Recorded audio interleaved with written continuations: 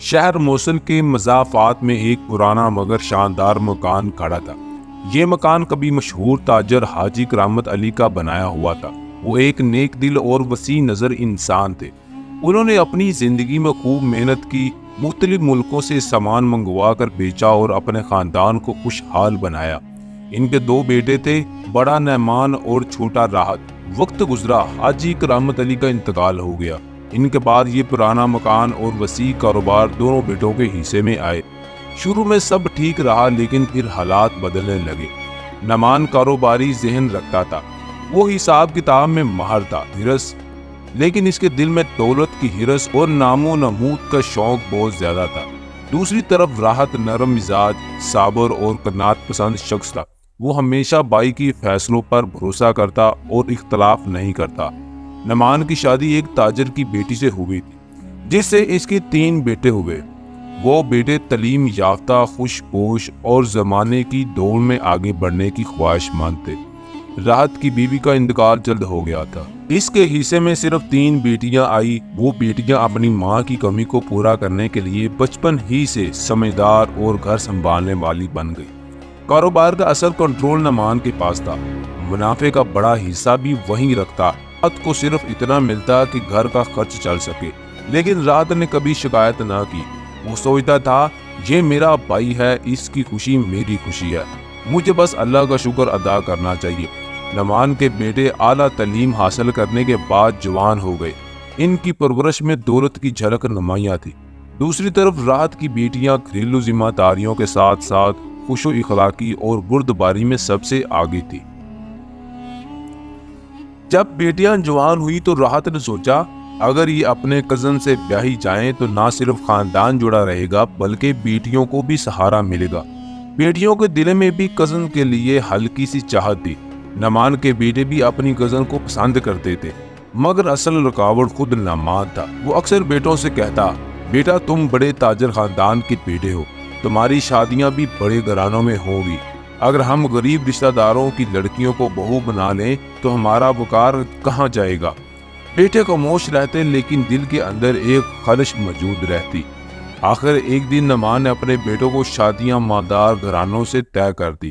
اس نے بڑے فخر سے سب کو بتایا اور راحت سے بھی کہا، بھائی تم اپنے بیٹیوں کے لیے کہیں اور رشتہ ڈھونڈو، میرے بیٹے اب بڑے لوگوں کے داماد بننے جا رہے ہیں۔ یہ سن کر راحت کے دل میں پہاڑ ٹوٹ گیا۔ وہ سوچ رہا تھا، میں نے ساری زندگی بھائی کے ساتھ نبھایا، اس کے بچوں کو اپنے بچوں کی طرح چاہا، مگر آج میرے بیٹیوں کے لیے اس کے دل میں ذرا سا رحم بھی نہیں ہے۔ بیٹیاں باپ کے چہرے سے سب کچھ سمجھ گئی، لیکن انہوں نے کچھ نہ کہا، بس دل ہی دل میں اللہ سے دعا کرتی رہی۔ نعمان نے بڑی دھوم دھام سے بیٹوں کی شادی کی۔ اس نے اپنی بھتیجیوں کو بھی بلایا، لیکن خدمت کے لیے۔ تکبر کے ساتھ کہا، لڑکیوں یہ بات یاد رکھنا، یہ بڑے گھرانے کے مہمان ہیں، سارا انتظام تمہارے ذمہ ہے، ذرا سی غلطی ہوئی تو میری عزت خاک میں مل جائے گی۔ بیچاری لڑکیاں دن رات محنت کرتی رہیں، دل ٹوٹے ہوئے تھے، مگر انہوں نے کسی سے شکوہ نہ کیا۔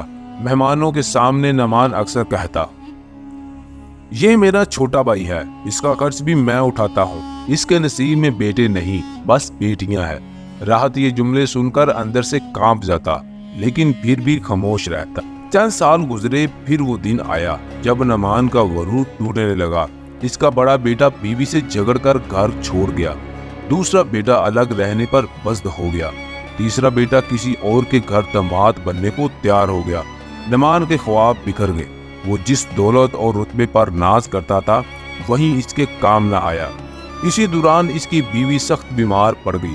خدمت کرنے والا کوئی نہ تھا، بہویں ہاتھ بٹانے کو تیار نہ تھی، بیٹے مصروف اپنی دنیا میں تھے۔ آخرکار مجبور ہو کر وہ راحت کے پاس گیا اور کہا، بھائی میری بیوی کی حالت خراب ہے، تم اپنی بیٹیاں بھیج دو، وہ اس کی خدمت کریں۔ یہ سن کر راحت کا دل بھر آیا۔ وہ جانتا تھا کہ یہی بھائی کبھی انہی بیٹیوں کو اپنے بیٹوں کے لائق نہیں سمجھتا تھا، مگر اس نے بیٹیوں سے کہا، بیٹیوں یہ تمہارا اپنا گھر ہے، خدمت کرو، یہی اصل نیکی ہے۔ بیٹیوں نے دن رات خدمت کی، لیکن تقدیر نے ساتھ نہ دیا۔ کچھ عرصے بعد نعمان کی بیوی کا انتقال ہو گیا۔ اب نعمان اکیلا رہ گیا۔ بیٹے اپنی اپنی دنیا میں کھو گئے۔ नौकरानी भी घर छोड़ गई। वो जिस घर को कभी शानो शौकत से भरा हुआ देखता था, अब वहां सन्नाटा था। एक दिन इसका बड़ा बेटा शर्मिंदा होकर चचा राहत के पास आया। वो रो रहा था। चचा, हम सब गलत थे, अबू ने भी हमें गलत रास्ता दिखाया, मुझे माफ कर दें। राहत ने इसे गले से लगाया और कहा, बेटा, भाई की खताएं भी मेरे लिए बर्दाश्त के काबिल हैं, मगर याद रखो, गुरूर इंसान को बर्बाद कर देता है। ये अल्फाज बेटे के दिल में उतर गए। इसने चचा के साथ कारोबार में शमूलियत इख्तियार कर ली। कुछ अरसे बाद यही बेटा चचा से बोला, चचा, मैं आपकी बड़ी बेटी से निकाह करना चाहता हूँ, वही मेरे दिल को पसंद है। राहत ने कहा, बेटा, तुम मेरे लिए बेटे जैसे हो, लेकिन एक शर्त है, अपने बाप को मना लो, वो खुद ये रिश्ता मांगे, तब ही मैं हाँ कहूँगा। बेटे ने कोशिश शुरू की। आखिरकार नमान झुक गया। आंखों में आंसू लिए भाई के पास आया और कहा, राहत, मैंने सारी उम्र गलतियां की, आज मैं अपनी भतीजी का हाथ अपने बेटे के लिए मांगने आया हूँ। निकाह हुआ, घर में रौनक लौट आई। वक्त के साथ नमान को अपनी तमाम गलतियों का एहसास हो गया। वो समझ गया कि दौलत वक्ती सहारा है, लेकिन रिश्ते असल दौलत है। अगर भाई की बेटियों को शुरू से बहू बना लेता तो आज इस घर का ऐसे बिखरते हुए ना देखता। रात की बेटियां खुशियों के सबब बनी। घर दोबारा आबाद हो गए। नमान ने दिल से एतराफ़ किया।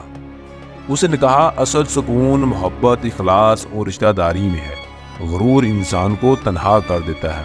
इस कहानी से हमें सबक मिलता है कि दौलत और तकब्बर हमेशा कायम नहीं रहते। रिश्तेदार सबसे बड़ी दौलत है। गुरूर इंसान को तन्हा और बर्बाद कर देता है। कनात, सब्र और मोहब्बती जिंदगी को सुकून बख्शते हैं।